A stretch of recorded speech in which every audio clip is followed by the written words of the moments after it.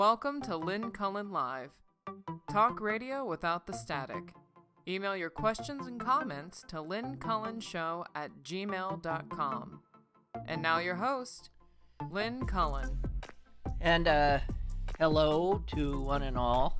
It is December 17, and I understand the president is going to be speaking to the nation at 9 p.m. That's just to make sure that you find something else to do, like ripping your fingernails out one by one, or banging your head against a wall. Whatever would be better than listening to that. And there is no need to listen or watch. You can read about it after the fact. Okay. I do, however, and it seems odd, but I want to talk about him, because somehow in the last 12 hours or so, I have read other people's remarks or screeds about him, and to each one that I reacted with, yes,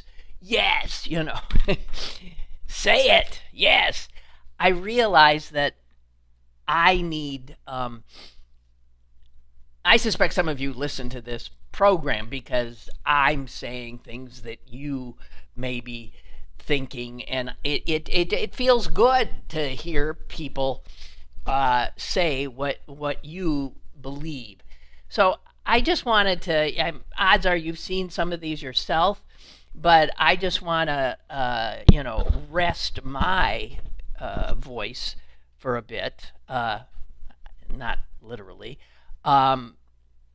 to share with you some of what other people are saying about him.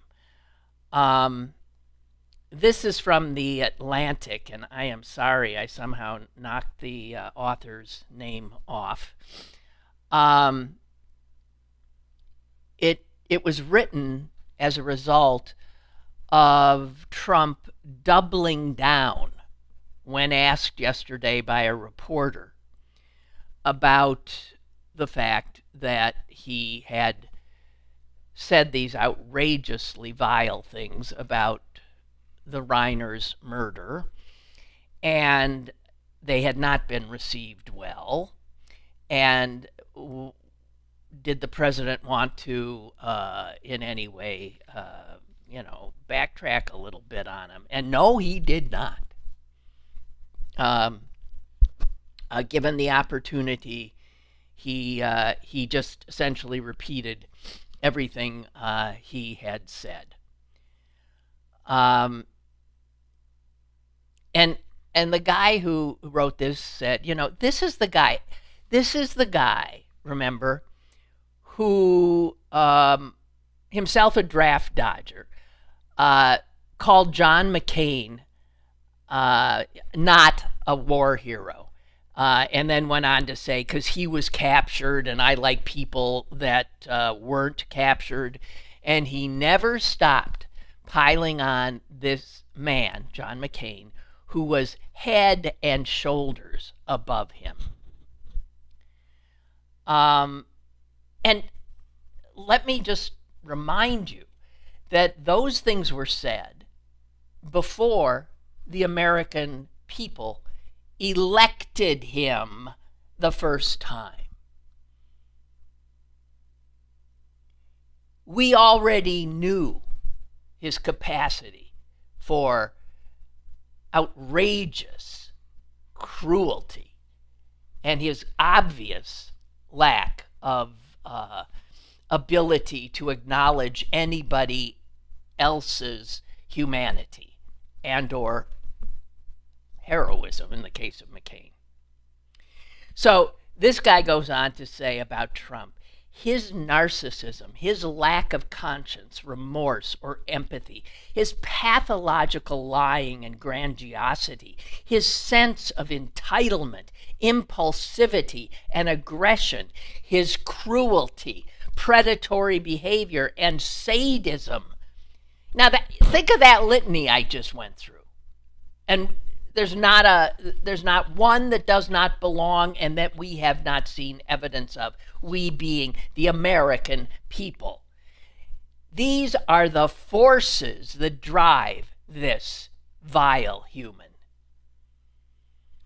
And if we don't understand that, we understand almost nothing of importance about him. And when a man, this guy had started out by saying, a lot of people say, just ignore him, which is what I sort of started with, don't watch the address tonight. But not watching the address is not necessarily ignoring him. This guy says we ignore him at our peril. Because when a man with this personality is caged in or feels caged in, when he feels besieged or abandoned, when he thinks he's beginning to possibly lose control of events, he becomes more desperate and more dangerous. This is something I have said repeatedly. And then he goes on, this guy, to clearly say what, again, is one of these unfathomable things we have witnessed in the last decade. And what soul-crushing things we have come to know about the American people. And this guy is talking about Trump has the undying support, pretty much, of white evangelical Christians and fundamentalists. Not all of them, but most of them. And they stand with him. Think of that litany of horrors that I earlier said about his personality. And these Christians stand with him to this very day, to this very hour, this very second, not on his every utterance, but on the moral arc of his presidency. They actually think this is God's plan. And many of the people who claim to follow Jesus are instruments of this merciless leader and his merciless movement. They have chosen their political loyalties over their faith, even while using their faith to validate their support of this evil man. There is something so morally twisted about all of this, it's hard to take in.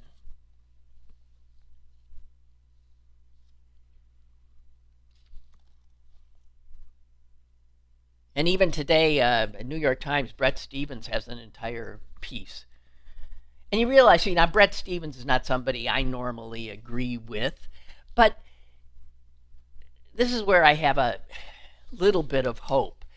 There is obvious, growing agreement on the part of people of all political persuasions of the loathsomeness and dangerousness of this man.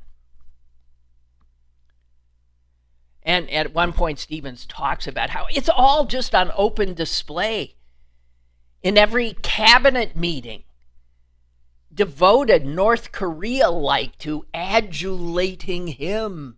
I saw something the other day I could not believe, that in like the last cabinet meeting where he fell asleep 3 times, while people were telling him how wondrous he was sleeping. And at that meeting, apparently, Kristi Noem, the Homeland Security Director, how secure you feeling? Kristi Noem actually said to Trump, because there hadn't been a major hurricane hitting the mainland of the United States this year, she said, You kept the hurricanes away.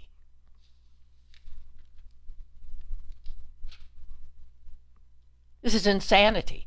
And it's the kind of thing, that you would expect someone at a North Korea cabinet meeting to say.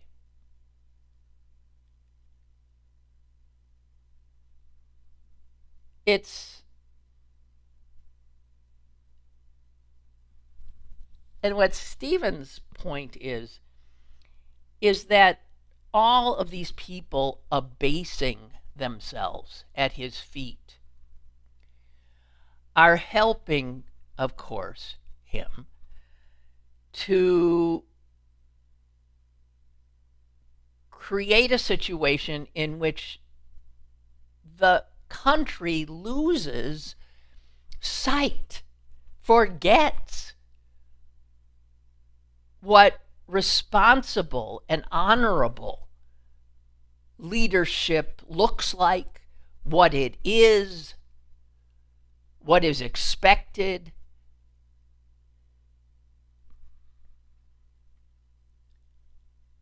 And so one of the worst things he has done, he has debased and barbarized us as a people. And that damage might be more long-standing and more difficult to fix than like building back up the CDC or, reclaiming the agencies that he has destroyed. And those things will take years and years and years and years, because the expertise that all of our agencies have lost, that's not coming back.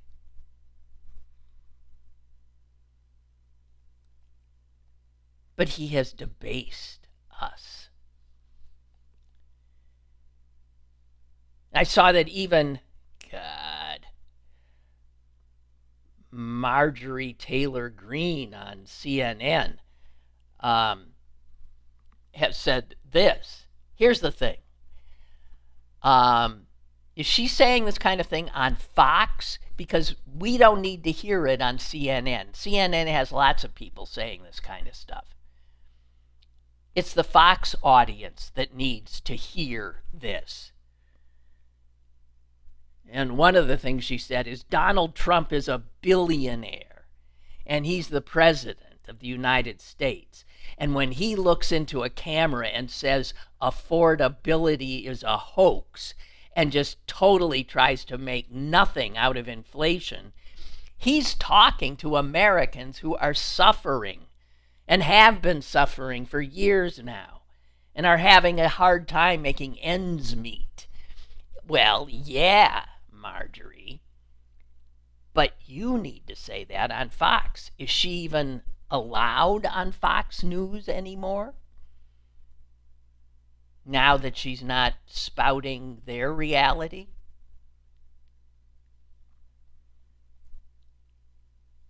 And then this. I love the viciousness of it. But here again, we didn't used to talk this way. And Trump has so lowered there are no standards anymore of civil discourse. He rides roughshod over every one of them, like with the comments on Reiner.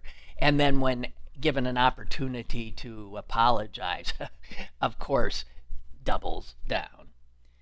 But Carville said this: we have 3 years to go with a man who is not only massively corrupt, but I'm not sure possesses the basic elements of humanity. Frankly, I wouldn't piss down his goddamn throat if his heart was on fire. I just wonder if, deep down inside, somebody can't do some kind of intervention, because this thing is deteriorating by the day. And one more. Andrew Sullivan, conservative. Trump's post about Rob Reiner is something I won't post here. It is not a mean tweet. It is a genuine expression of profound mental illness mixed with delusional grandiosity and a callousness and narcissism beyond the capacity of anyone but a true sociopath. Enough of your excuses, dismissals, whataboutisms, and avoidance. This is a deranged monster. He disgraces us all the time. The damage he is doing to the civic and moral core of this country is profound and irrevocable.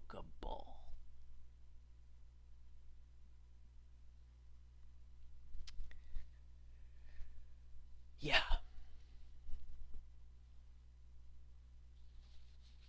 So that's, and you don't even know where to start. The guy who wants the Nobel Peace Prize clearly starting a war in Venezuela to regime change. The very stuff that his base voted for him in part because they were sick of American soldiers dying because for some of these, I don't know, on these missions that they didn't think were at all necessary. Certainly this one. I don't know. And when you speak of the people who voted for him, this is what scares me and should scare all of us. He is losing support now and behaving in such a way that he's incapable of sort of reversing he can't seem to stop himself. It's getting worse. And there was an article, I don't know when, about a few weeks ago, about a part of Maryland that had suffered just severe flooding. It was one particular county, and school buildings were destroyed, books washed away, downtown. They really got hammered, and it's a smaller area, a rural-ish area, and in fact, a very Trump voting part of Maryland. And these people needed help. So they did what officials do in these cases. They asked the Federal Emergency Management Agency for help, for some money, because they didn't have the money. And they were denied.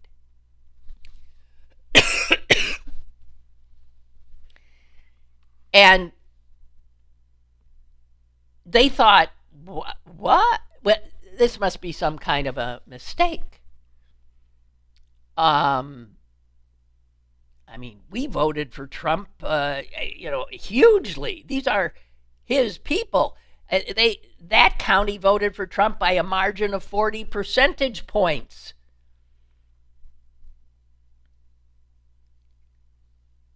There's a quote from some guy whose grocery store got ruined. We thought he was going to take care of the little person. That's what he said. So anyway, they decided this must have been a mistake that they turned us down. Maybe they turned us down because they thought Maryland, blue state, Democratic governor. But here's people in need who are his people, his base. So they put in a second claim, and they made that clear to him. And the second response came back in an even more cursory fashion that aid was denied. Not a penny.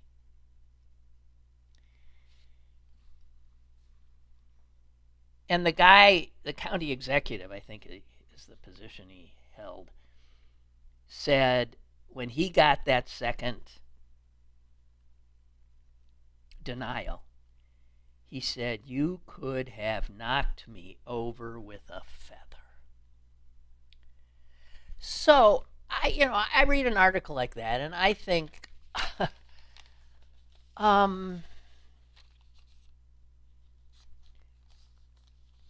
there's gotta be a lot of anger, even in his base. The totally deranged ones, the ones whose heads have been, I don't know, snatched. There might be no getting to them, but regular people who are now seeing that he doesn't give a damn about him, that his government doesn't give a damn about them, that gives me some hope. However, we're a long way from being able to go to the polls again. We're 11 months away. And these guys operate fast because they don't bother with the law. They do whatever they have to do. And if people want to sue, and if courts want to say, you can't do that, why, they don't even give a damn, right? They are lawless. So I do worry.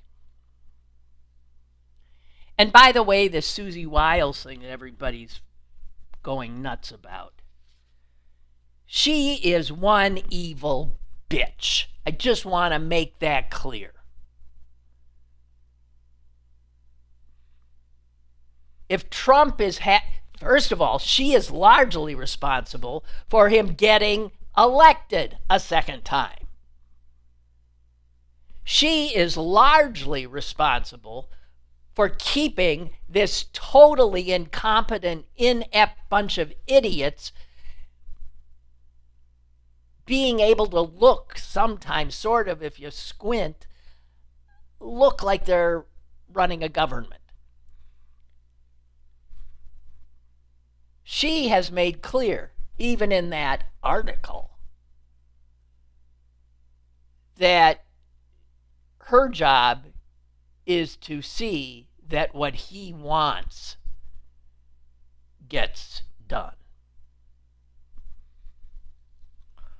So, it doesn't matter. And you saw how quickly they all jumped to her defense, circled the wagons, because they know that she's the only one that is holding that place together.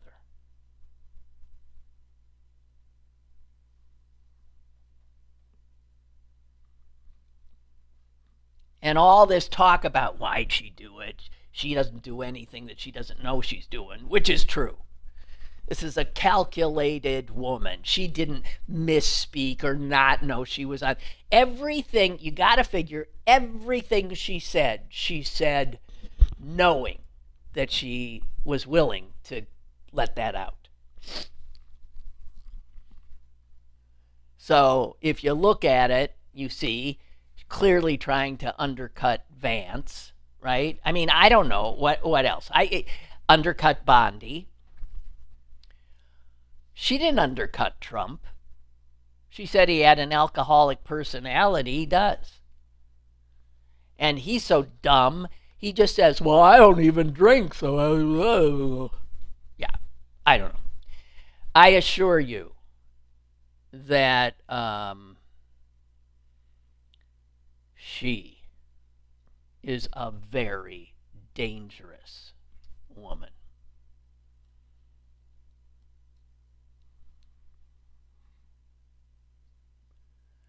Rustbelt says the town in Maryland that was flooded was named Westernport. Yeah, I think my mom used to teach there. It was already having hard times because of the loss of a paper mill there. Then this happened. Yeah, okay. Yeah.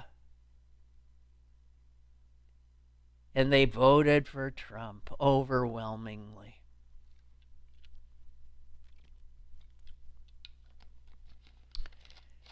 Unbelievable. I mean, unbelievable. And also the Wiles stuff is just another distraction. Aren't those Epstein papers supposed to come out? So this presidential address, I don't what, and this has to do maybe with health care and or Venezuela. Who knows if he'll stay on script? Who the hell cares? Except we must. I don't think we'll ever live down the shame, nor should we live down the shame of this historical moment in our history. Still not clear whether we'll survive it. But that this country, not once, but twice, chose this man, one of the worst human beings on earth. Not even as like, I forget which one said it, Carville maybe. He's not, he has no human characteristics. He has all the negative human characteristics, the capacity for hate, the need for revenge, envy, the lust for power. I mean, he is as awful a human being as there can be, and that so many of our family members, neighbors, community members, I mean, the people around us, the people we live with, the people we might play with and have fun with, they voted him in. They cheered him on. And I don't think we should ever be able to be forgiven for it.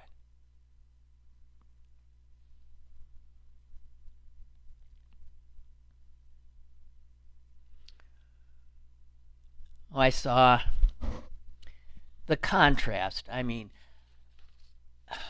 poor Joe Biden. He'll be dead soon.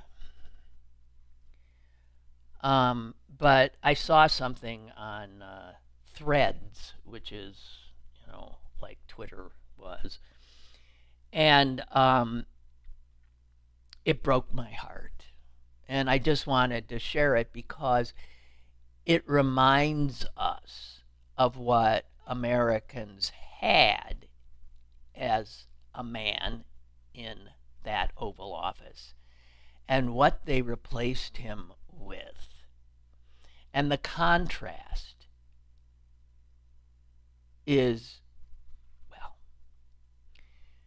we've just been talking about Trump and how vile and loathsome a being he is. Some man took a picture of a letter, typed letter on official stationery that he received in September from Joe Biden. Well, he didn't, his son did. And he put up that when his son learned that Biden had been diagnosed with cancer, his son, who is autistic, asked if he could write a letter to the former president and would I mail it for him. And the father says that, the kid wrote the letter, he put it in an envelope along with a note, giving whoever read it on the other end some context. And he said he didn't expect anything to come back. And what came back was this letter. And the heading on the stationery is Office of Joe and Jill Biden. And this was written in September of this year. Dear Brandon, Jill often quotes a poet who said, "Don't turn away.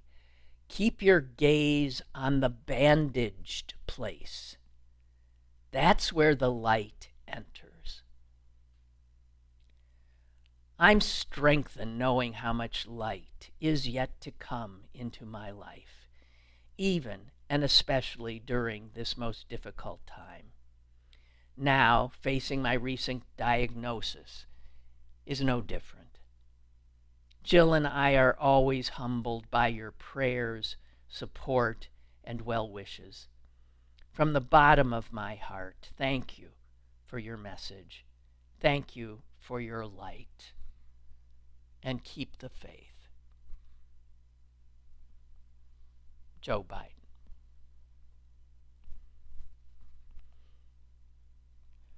I offer that just as contrast.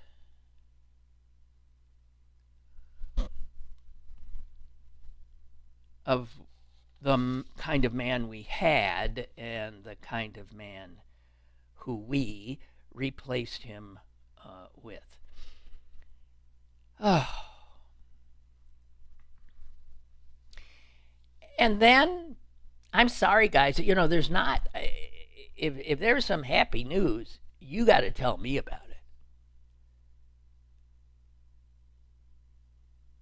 Trump had a Hanukkah party in the White House last night, I guess. Totally politicized event. There was no menorah there. I have a Hanukkah. I don't know. There was no menorah there, even though Joe Biden had a menorah made for the White House when he was president. It had been made out of some historic wood. I don't know historic why, but recovered during a 1950s White House renovation. Who knows, maybe wood from the original house. And a menorah was carved from this wood. And while Biden was president, it was used in celebrations of Hanukkah that were held in the White House. And Biden said they wanted to make it out of this old wood because it conveyed the permanence and resilience of the Jewish people. It was nowhere to be seen.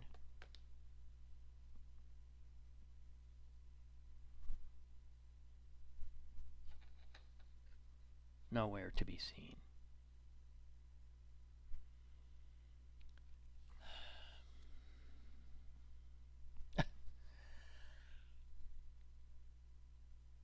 Have you heard about this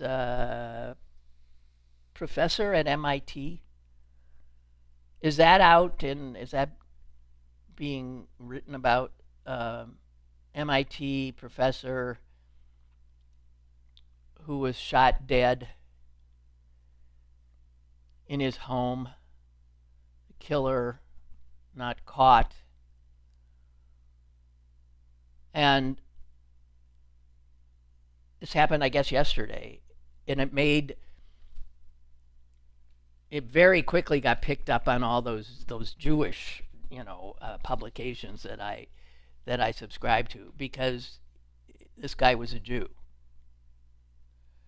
And he was, I think, a supporter he was a vocal supporter of the right of Jews to have a homeland.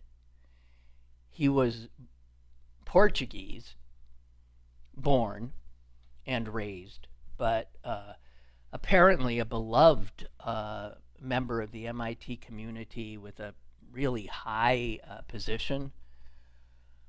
He's a scientist, 47 years old, and now he's dead. Whether or not that has anything to do with the growing list of dead Jews, I have no idea. But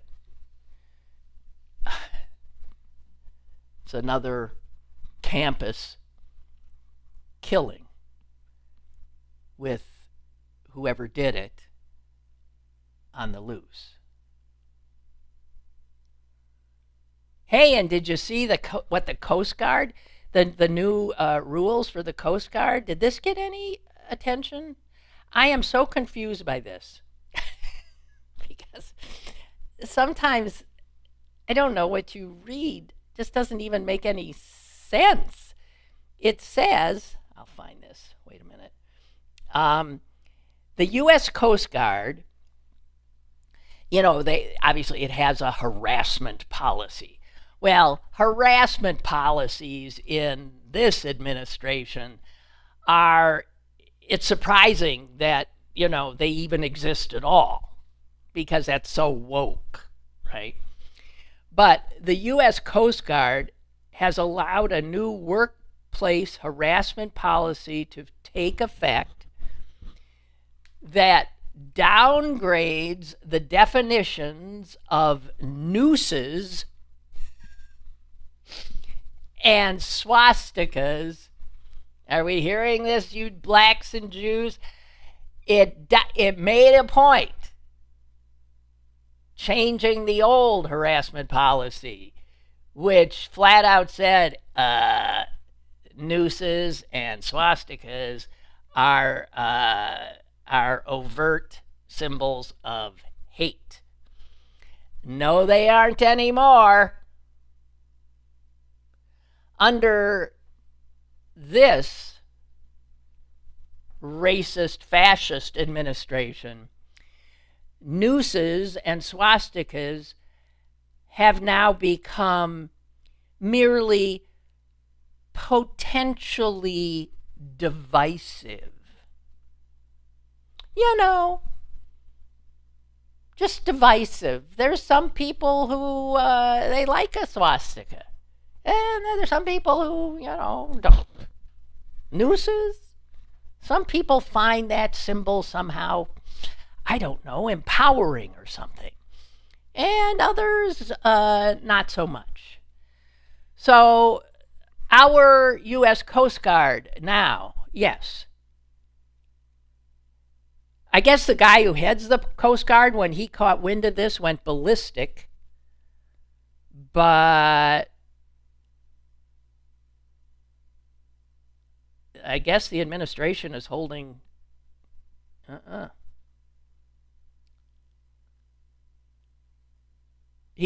it's unclear to me, but it doesn't matter. This is who these people are. This is who these people are. A swastika is potentially divisive. The symbol of the fascist, murderous state that my dad and so many of your dads or grandfathers fought against. And now our government does not see it as a symbol of obvious hate.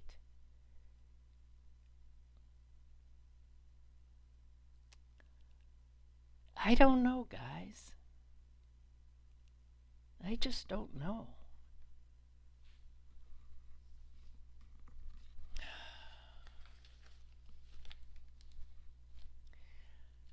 Okay, I have one more thing. I'm sorry about this, but I mean, what? Hey, I should apologize. I didn't vote for the son of a bitch. I didn't bring this on.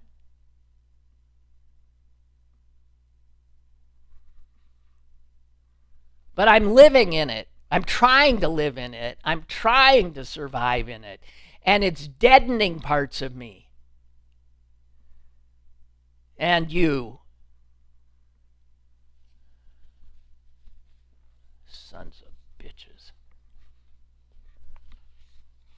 Okay, one other thing I saw written about Trump. This was in a Canadian newspaper, written by a guy called Andrew Coyne, and he's warning Canadians that to be very aware that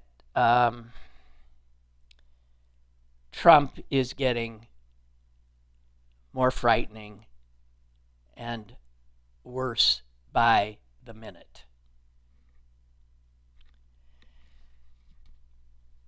As if we need to be reminded. But again, here is a voice from outside of the country. It is critical to understand that the consistent, observable trend in Trump's behavior, that in any situation he will always, without fail, say and do not just the wrong thing, but the worst possible thing. That he will always, without fail, say and do the opposite of what is right or lawful or conventional or logical or even rationally self-interested. And this is not accidental. It all comes from the same insatiable desire to dominate, to be the center of attention, to indulge his appetites, and of course, to offend and annoy anyone he has ever felt insecure around or who has humiliated him in the past.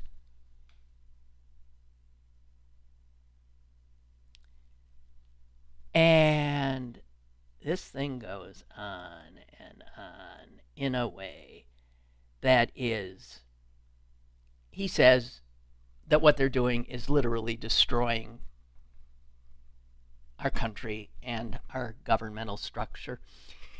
He says this: the destruction is total, omnidirectional, and indiscriminate, absolute and unbending. Go down the list. Corruption. The Trump administration is operating at a level of corruption from the president on down that can only be compared to post-Soviet Russia, or other failed or broken states. The Trump family's net worth has increased by more than $3 billion since his return to office. The crypto crap, the unregistered and untraceable donations to his personal causes, and then a kind of open auction on state favors to the highest bidders, right? The corruption has not only been pecuniary. The Justice Department, oh God, is no longer pursuing justice for all, but, but justice for some. Trump himself has personally pardoned more than 1,700 people in 10 months, and it is a rogues gallery of fraud artists, drug pushers, and insurrectionists.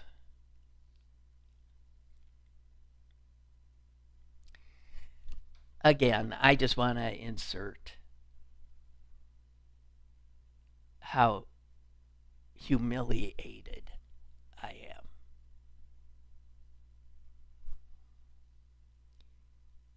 Incompetence, this guy says.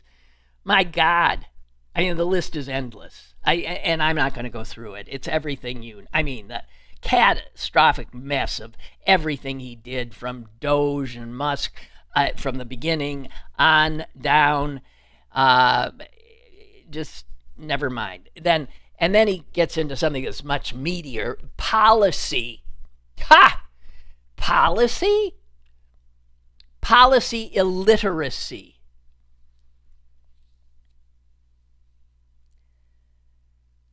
Setting off a trade war with the whole world. driving the deficit to peacetime highs.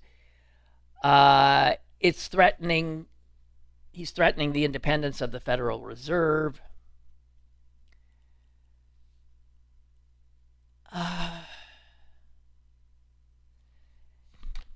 And then the extremism and the authoritarianism.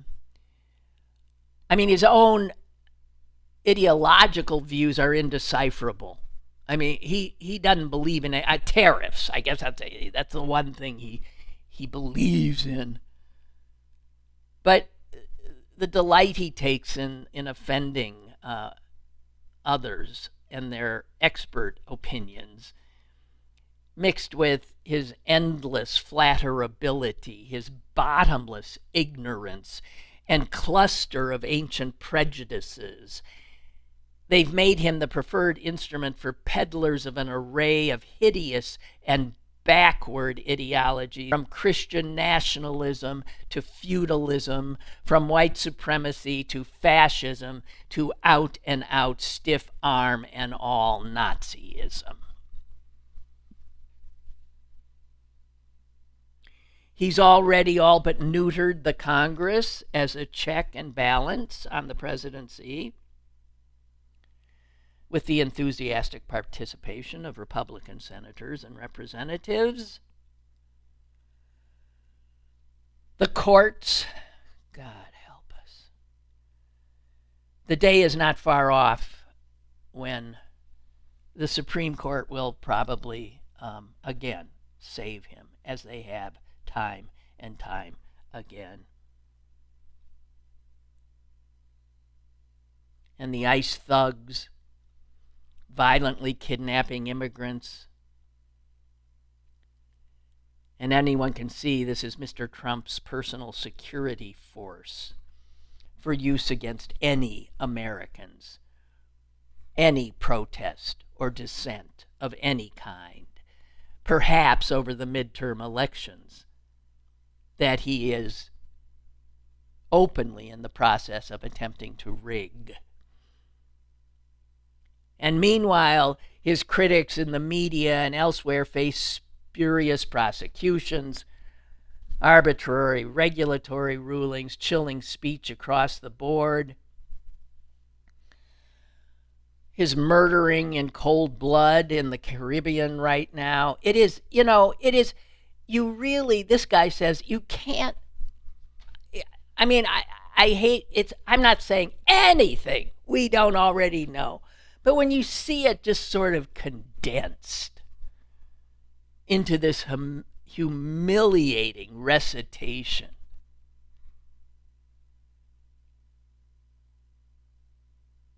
it's difficult to know what to call Trump's deference to both Vladimir Putin and even Xi Jinping, other than treason. I mean, they are dictators, both working furiously to expand their influence at the expense of both democracy and the rule of law and core American interests.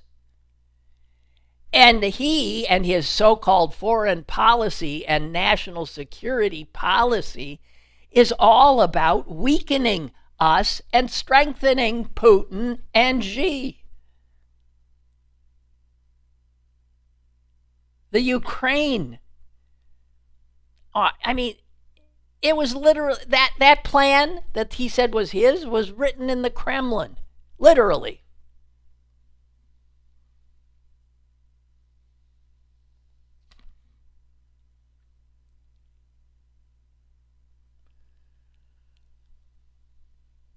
Trump is not merely an unreliable mediator, a naif who has been repeatedly duped by Putin. He is on Putin's side. Okay? In the short term, that peace plan that the White House proffered buys time for Putin, staving off yet another round of sanctions, delaying yet another delivery of weapons for Ukraine. And in the longer term, if it were adopted in anything like its current form, it would offer up Ukraine to Putin on the installment plan. Trump is on his side, as he is on the side of dictators all over the world. The creep in El Salvador. It is what he hopes to be himself. And he is a good way down the road to achieving that. Yeah. The danger of this man, I think, is just going to become... I can't believe we got 3 years. Because at the rate he's going, and clearly the fact that he is physically failing, is really problematic. I don't know. I mean, I don't know where to look for help. The only possibility is that some Republicans in the Congress grow some balls. I don't know.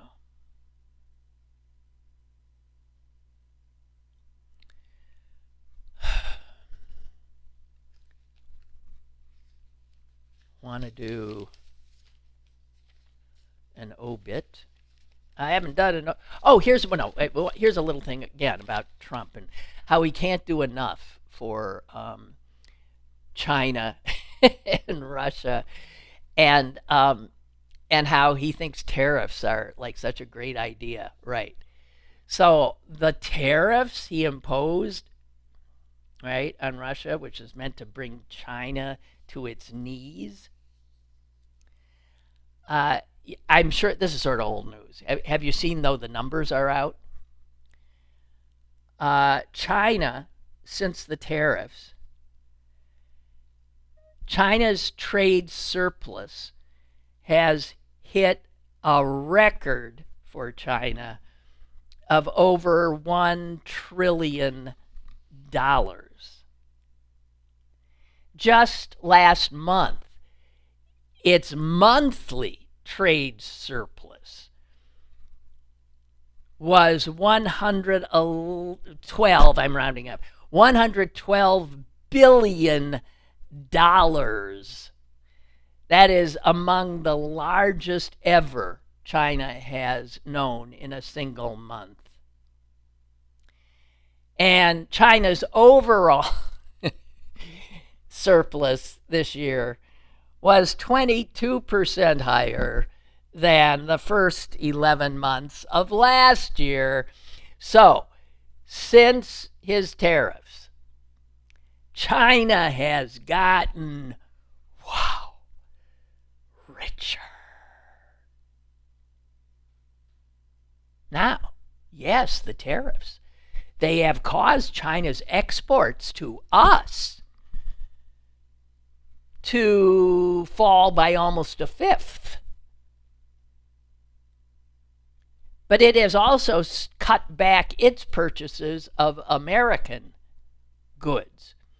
And as a result, it's selling 3 times more to the United States, to us, than it's buying from us.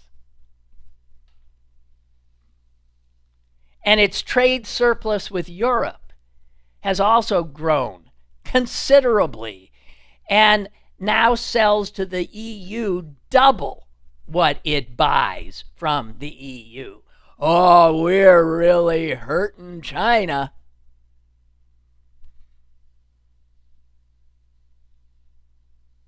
And China, since Trump, has expanded its sales of goods. We're talking cars, we're talking consumer electronics, solar panels, all across Africa, Asia, Latin America.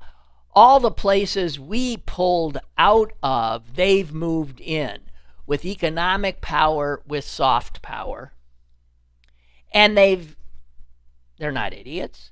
What they've done is the final assembly of some of their products, they've moved to other countries in order to bypass the tariffs on Chinese imports. So the Chinese products are coming in, but coming from another country that doesn't have as high a tariff.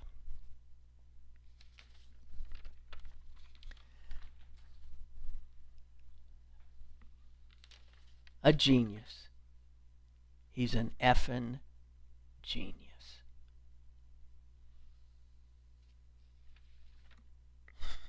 And I saw something that so depressed me. I'm not going to get to that obit.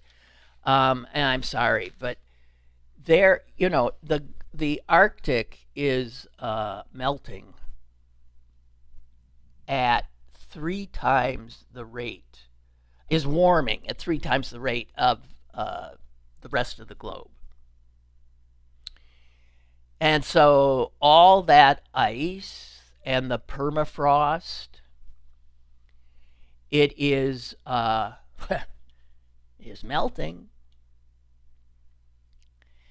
And that turns right into water. And where does that water go?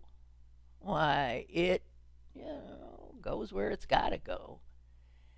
And what is being seen already in Alaska and in other places is this permafrost runoff is literally turning streams and rivers in Alaska the color orange. They got pictures.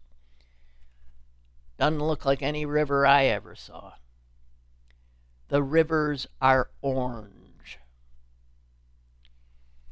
And that's because of I forget, is it pyrite? It is the minerals that are being uncovered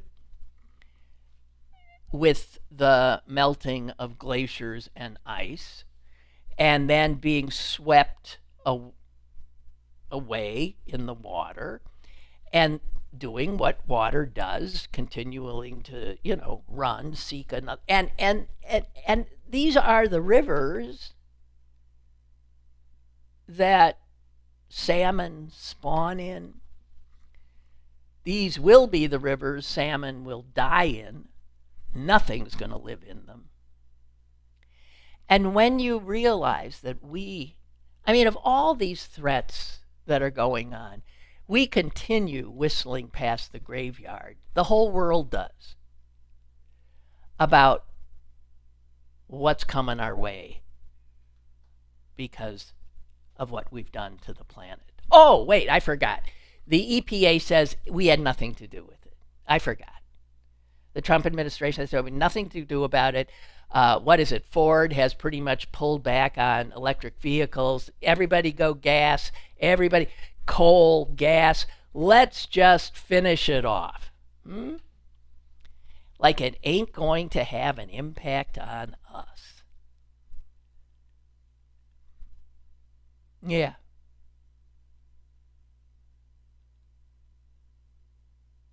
That book I told you I read, the Pulitzer Prize winning book by Richard Powers called The Overstory, is pretty much about that inevitability.